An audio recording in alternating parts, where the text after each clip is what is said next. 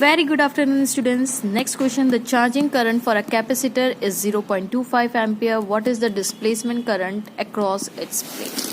ठीक है, तो आंसर आप समझ ही गए होंगे क्या होगा. फिर भी एक बार सॉल्व करते हैं. ये हमारा कैपेसिटर है और ये चार्ज हो रहा है किससे? लेट्स से सपोज यहाँ पे कुछ बैटरी लगा देते हैं. ठीक है, जिसकी वजह से इसमें करंट फ्लो कर रहा है. ठीक है, तो एक होता है कन्वेंशनल करंट जो तारों में से बहता है, उसको हम आईसी बोलते हैं. और जो कैपेसिटर, ये कैपेसिटर है ना, इसकी प्लेट के बीच में, यानी कैपेसिटर में जो करंट, जो इलेक्ट्रिक फील्ड लाइंस होती है, फील्ड लाइंस मैग्नेटिक फ्लक्स में जनरेट, ईएमएफ जनरेट होता है एंड सो ऑन.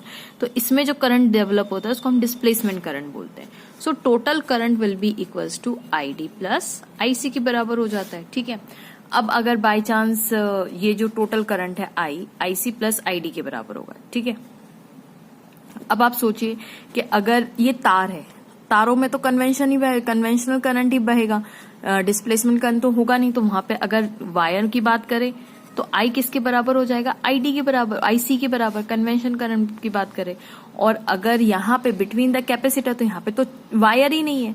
तो कैपेसिटर के अंदर अगर वायर नहीं है, कैपेसिटर के अंदर अगर वायर नहीं है, तो फिर करंट किसके बराबर होगा? तो आईसी, उसमें क्या हो जाएगा? ID zero, convention current zero हो जाएगा. आईसी जैसे यहाँ पे यहाँ जीरो था, आईडी जीरो था, डिस्प्लेसमेंट करंट जीरो था ना. वायर में डिस्प्लेसमेंट करंट इज जीरो, क्योंकि यहाँ पे तो कन्वेंशन इलेक्ट्रॉन फ्लो होते तो करंट फ्लो होता है. करेक्ट, तो I is equal to IC.